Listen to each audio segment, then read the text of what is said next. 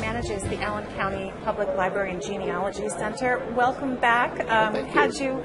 I guess we had you on the Family History podcast, but maybe not officially on the Genealogy Gems. So happy to have you in visual form too. Thank you. Thank you. Okay, so just first impressions. I mean, it's Thursday morning, and we're just getting started, but we've already been through the keynote address, and we have walked into this place. What do you think?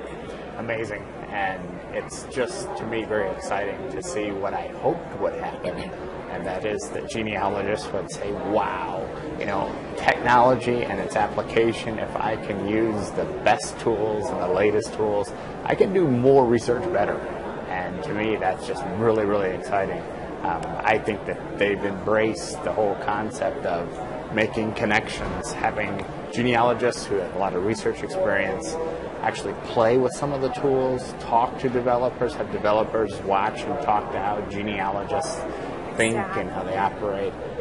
This is just amazing, and I think it'll plant a lot of seeds, make a lot of connections. It will. I'm really happy to see that your traditional genealogist didn't shy away from this event. Right. Did you wonder if that would happen? I kind of wondered about that. Oh, you always wonder in the back of your mind what will catch, yes, if you will. But as you and I have, I think, spoken in the past, I think there's really no other segment of the population or user group, if that's what you want to call it, that can benefit from technology and where technology is going as far as being mobile, as far as technology in context, as far as information sort of driving what actually supports the exchange and the archiving and the sharing. These are the best of times for genealogists. They really are. We have so much at our fingertips. Instead of spending all of our time looking and gathering, we can spend some of our time gathering and more time analyzing and putting it together. And then if technology can come and help us do contextual gatherings and help us analyze things, to be able to stand. And I think it's not that far in the distant future. In fact, it's probably here today if we had people here making the connections.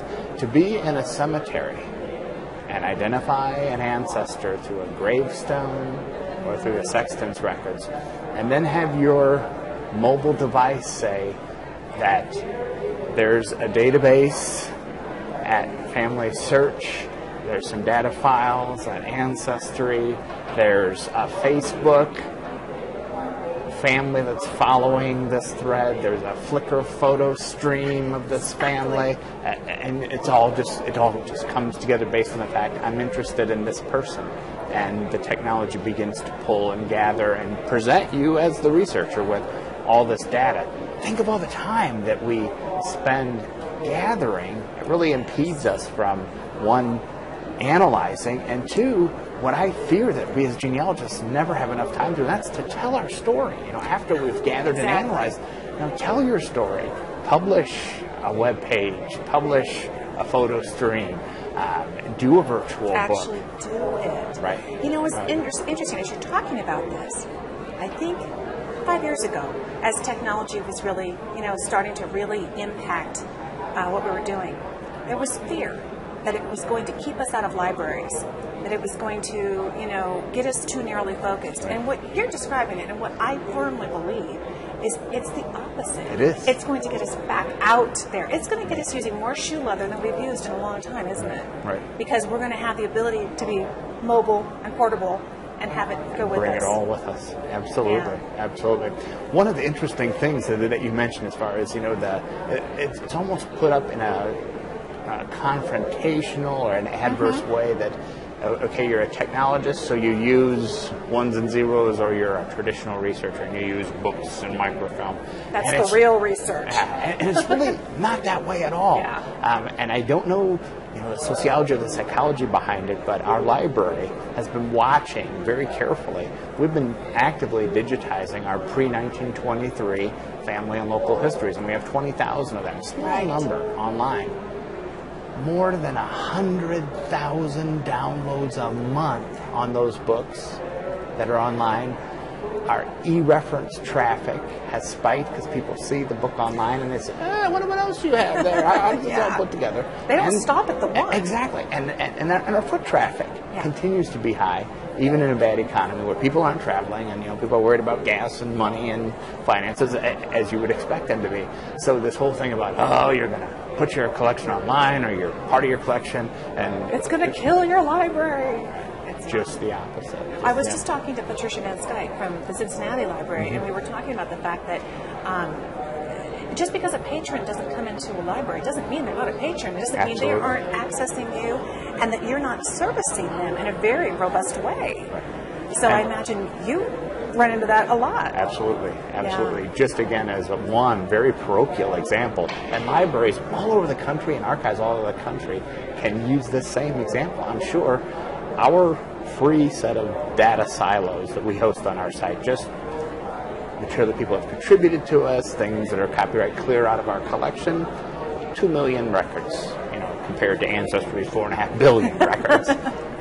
Last month, January 2010, 1.33 million hits on those 2 million records. So yes, we feel that not only is there traffic coming through the door, but they're not all unique individuals, but a group of people, however large, has at least tapped this data file 1.3 million times. You know what I think it might, and I'm interested in what you think about this.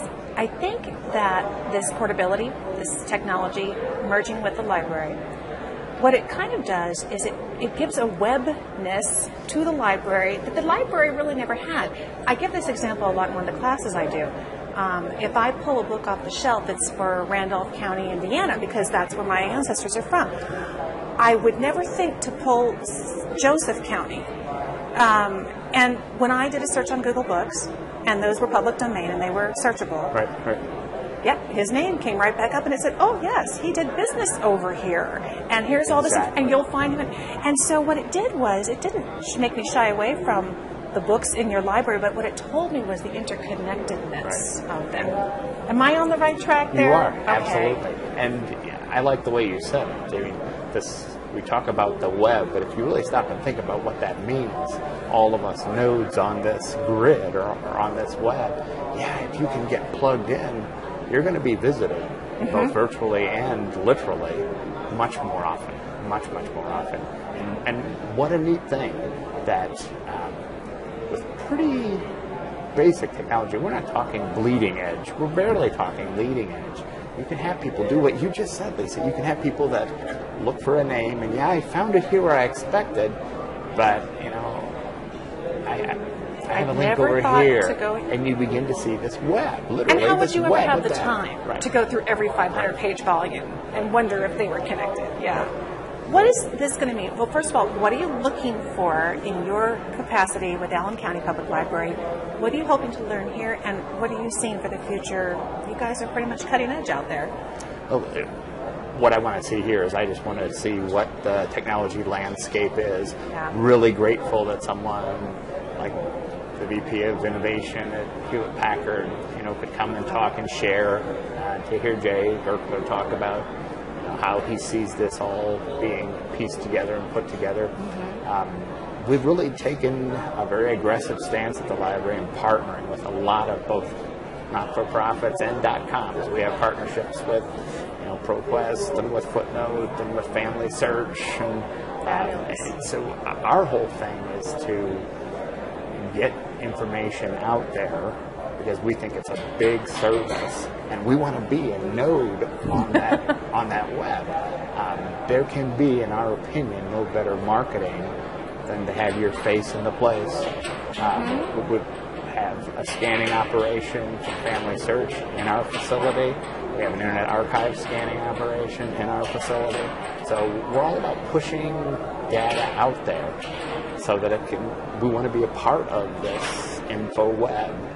You're not afraid of having it go more digital. Everybody talks about, don't forget the iceberg analogy. Only 10% is on the web, as if that's supposed to make us feel more comfortable. And I'm not afraid if it's 20 or 30 or 40. I assume with the direction you guys are going, you're not either. Not at all. Yeah. In fact, that analogy frustrates me a little bit because I think people are misapplying it. Thank you. I agree. That iceberg analogy should make us thirst and quest to put even more out there. Exactly. If you think about what Family Search has done, what Ancestry's done, what ProQuest, other big information aggregators, true, they are just at the tip of the iceberg. So let's all play. Let's all see how much of that iceberg we can move above the surface of the water. And for the items that are still bound in books, it's really, I would imagine, you probably advise your patrons, check out the web, do your research first in our catalog so you can come and make the best use of your time. So it's still technology helping you access the real stuff. Absolutely. And we're taking said the real stuff. Oh, no. The physical stuff. Yeah. And we're taking that a step further. We're trying to cobble together the resources to actually link in our catalog to digital copies that are available, Wonderful. not just the ones that we've collaborated and digitized with entities on, but other ones that are in Open Library, in Google Books. So again, trying to find our place and our space on the web. Someone comes to our catalog and they look up the Witcher family history, the England family history of Du Bois County, Indiana. I see Allen County has 17 books on Du Bois County, but look, 12 of them have been digitized, and the links are right here. I just click on the links and boom, I'm there. To us, that's as helpful, likely more helpful than. This is why I enjoy having him on the show. He's fearless, and we're glad that you are because of the immense service that you guys are doing and the fact that you are helping to lead the way.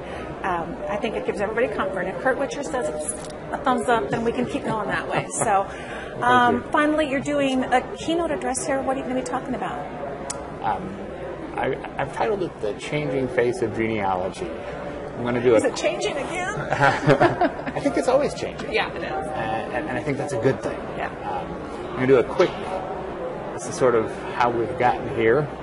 I'll do a quick sort of expose, if you will, of some really neat things that are happening and why this is such a cool time to be in genealogy. And I'm going to sort of end it or wrap it up with a little bit of a reality check about how we all need to play. We all need to be in the arena. We can't be holding back.